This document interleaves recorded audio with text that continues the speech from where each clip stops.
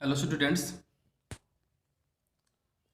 आज का हमारा जो वीडियो है वो 9th क्लास के लिए है। ये वाला वीडियो या फिर हम कहें 11th क्लास के लिए, दोनों के लिए, 9th और 11th दोनों क्लास के लिए ये वीडियो बनाया गया है।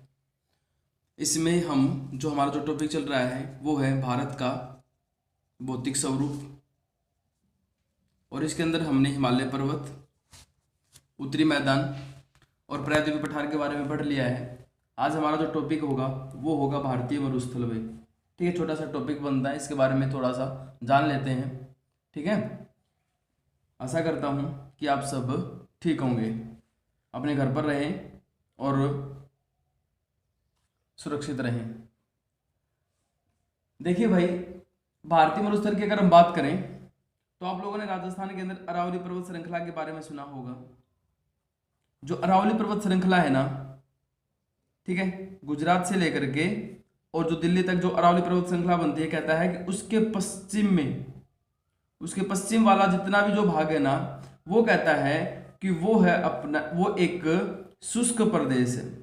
ठीक है, वो एक क्या है, वो एक शुष्क प्रदेश है, जिसे हम क्या बोलेंगे, जिसे हम भारतीय मरुस्थल, ठीक है, या फिर हम थार मरुस्थल या राजस्थान का मरुस्थल के नाम से उसे जानते हैं। ठीक है, अरावली के पश्चिम एक शुष्क प्रदेश, जिसे हम क्या कहते हैं, जिसे हम भारतीय मरुस्थल या थार मरुस्थल के नाम से जानते हैं। एक बहुत बड़ा मरुस्थल है भाई। और अगर इसके क्षेत्रफल की मैं बात करूं तो क्षेत्रफल है 1,75,000 वर्ग किलोमीटर। इसका क्या है, क्षेत्रफल है। ठीक है, इतने बड़े क्षेत्र के अंदर ये फैला हुआ है। यहाँ पर क्या है, यहाँ पर है ना बालू रेत के टिब्बे पाए जाते हैं, बालू के टिब्बे। ठीक है, और टिब्बे भी किस प्रकार पाए जाते हैं, तरंगित पाए जाते हैं, क्योंकि जो हवा चलती है ना, तेज हवाओं की गति के कारण क्या होता है, वो तरंग के रूप में जमा हुए होते हैं। ठीक है, तरंग के रूप में ऊपर उठे हुए बालू के टिब्बे आप लोगों ने कहीं पर देखा भी होगा, मूवीज के अंदर देखा होगा। ठीक है, बालू के टिब्बे पाए जाते हैं। ठीक है, तरंगित क्षेत्र है, यानी एक तरंग के रूप में, या फिर इनको कई बार वातीय स्तराकृति बोल देते हैं, क्योंकि वायु से क्या होते हैं, ये वायु से प्रभावित होते हैं। जब जो हवा चलती है तो एक जो टिला होता है, एक डिब्बा होता है, उसका बालू रेत जो होता है वो उड़ करके दूसरे स्थान पर जाकर के फिर एक जहां पर हवा की स्पीड कम होती है वहां पर वो फिर जाकर के बिछना शुरू हो जाता है। ठीक है, तो वो क्या है, एक बालू का तरंगित क्षेत्र है। ठीक है, अब यहाँ पे बात करें बालू रेत की या इस बड़े क्षेत्र की, तो यहाँ पर कहता है इसका एक सबसे बड़ा कारण क्या है शुष्क प्रदेश का, कि यहाँ पर जो बारिश होती है ना वो 15 सेंटीमीटर या हम बोले 150 मिलीमीटर के आसपास यहाँ पर क्या होती है, बारिश होती है। इससे भी कम बारिश होती है, 15 सेंटीमीटर से या 150 मिलीमीटर से भी यहाँ पर कम बारिश होती है। ठीक है, दूसरा क्या है कि वनस्पति आवरण नहीं है भाई। ठीक है, दूर दूर तक देखने के बाद कहता है कि वनस्पति जो है उसका ह्रास पाया जाता है, वनस्पति पेड़ पौधे यहाँ पर बहुत कम पाए जाते हैं। ठीक है, अगर हम यहाँ पर बात करें नदियों की, तो यहाँ पर कहता है कोई ऐसी नदी नहीं है जो ये इस क्षेत्र के अंदर निकल करके और समुद्र तक जाती हो। ठीक है, यहाँ पर एक नदी का नाम आता है और वो है लूनी नदी। ठीक है, एकमात्र नदी है यहाँ, एक बड़ी नदी जिसको हम बोले। और सबसे बड़ी बात ये क्या है कि ये एक अंतस्थलीय प्रवाह की नदी है भाई, अंतस्थलीय प्रवाह की नदी है लूनी नदी। ठीक है, ये जो लूनी नदी है ये अजमेर के अंदर जो अरावली की जो श्रृंखला है ना वहां से निकलती है, अरावली की श्रृंखला से ये निकलती है। ठीक है, और ये आगे चल करके गुजरात के अंदर कच्छ का जो रण है, कच्छ का जो क्षेत्र है, कच्छ के रण के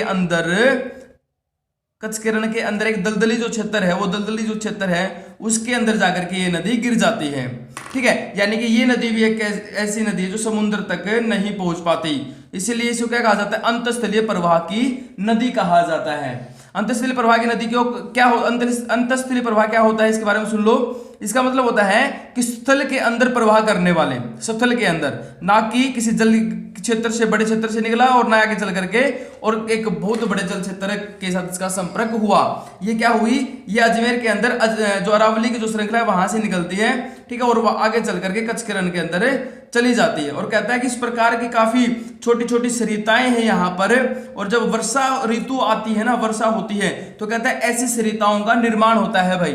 ठीक है, काफी सरिताओं का निर्माण होता है वो क्षेत्र से निकल करके और फिर आगे चल करके किसी न किसी ऐसे ही झील या पलायक अंदर, झील या पलाया के अंदर मिल जाती हैं। ठीक है, झील या पलाया, पलाया का मतलब भी क्या होता है, एक गहरा गड्ढा होता है जिसमें वर्षा ऋतु का पानी इकट्ठा हो जाता है, यानी कि एक झील की आकृति, उसको पलाया बोलते हैं। ठीक है, तो झील या पलाया के अंदर वो जो सरिताएं होती हैं वो इसके अंदर इनके अंदर जाकर के मिल जाती हैं। ठीक है, अगर मैं लूनी नदी की ओर बताऊं आप लोगों को, लूनी नदी के बारे में और सुने तो कहता है इसकी कुछ सहायक नदियां हैं जिनके अंदर एक आता है सरस्वती नदी है, सरस्वती सरिता बोल लीजिए।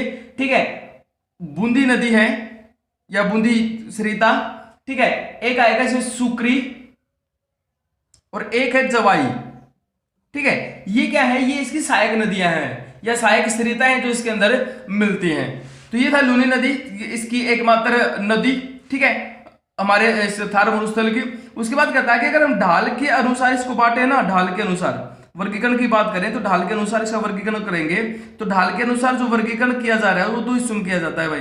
एक तो कहता है सिंध की ओर, सिंध यानी कि पाकिस्तान। ठीक है, जो पाकिस्तान वाला जो क्षेत्र है, सिंधु नदी वाला जो क्षेत्र है जिसको पहले सिंध प्रांत बोला जाता था, कहता है सिंध की ओर जो है उत्तर का जो ढाल है, उत्तर की ओर जो ढाल है। ठीक है, सिंध की ओर, पाकिस्तान की ओर का जो ढाल है उत्तर का ढाल। ठीक है, और दूसरा क्या आएगा, दूसरा आएगा अपने वाला इस तरफ का। ठीक है, कच्छ के रण का ढाल। ठीक है, कच्छ के रण का ढाल, और इसको हम क्या बोलेंगे, दक्षिणी ढाल। तो इसके आधार पर क्या किया जाता है, इसके आधार पर इसको दो हिस्सों में बांटा जाता है। तो ये है अपना छोटा सा थार मरुस्थल के बारे में। इसके बारे में इसके इतिहास की घटना ये है, इतिहास के अंदर बोला गया है कि मेसोजोइक काल था भाई, यानी कि जब हम टाइम को बांटते हैं ना, भूगर्भिक जो जब से पृथ्वी का जन्म हुआ और तब से अगर हम इस पूरे समय को उसको अलग अलग समय में बांटे तो एक काल आता है मेसोजोइक काल, जिसका जो टाइम पीरियड है ना वो कहता है कि 65 मिलियन से लेकर के 65 मिलियन से लेकर के 250 मिलियन तक का जो समय है वो इसके अंदर आता है। यानी कि आज से ये बीच, ये समय निकाल लीजिए, उसके बीच का जो समय था वो मेसोजोइक काल था। और उसमें कहता है कि एक वो समय ऐसा था जब यहां पर भारतीय मरुस्थल जो जहां आज है वहां पर कहता है वहां पर कभी समुद्र लहरा रहा था। ठीक है, यानी कि बहुत बड़ा समुद्र हुआ करता था। ठीक है, क्योंकि यहां पर पाई जाने वाली जो चट्टानों की जो आकृतियां पाई जाती है ना, कहता है कि ये जो आकृतियां हैं या फिर यहां से प्राप्त होने वाली जो चट्टाने हैं या लकड़ी है, ठीक है, कहता है उनकी उम्र से पता चलता है कि ये जो है कभी समुद्र का हिस्सा रहा है भाई। ठीक है, तो ये था अपना थार मरुस्थल जो कि बारिश की कमी के कारण और वनस्पति आवरण ना होने के कारण अब क्या बनता जा रहा है, एक बहुत बड़ा मरुस्थल है, यानी कि शुष्क प्रदेश बनता जा रहा है। ठीक है, तो आशा करता हूं कि आप लोगों को समझ में आ गया होगा। इसको ध्यान से देखें, अपनी बुक पढ़ें, और अगर फिर भी समझ में नहीं आता तो मुझे कमेंट बॉक्स में बताइए या फिर आप मुझे पर्सनली मैसेज करके भी पूछ सकते हैं, और इस चैनल को सब्सक्राइब जरूर कीजिए। Thank you.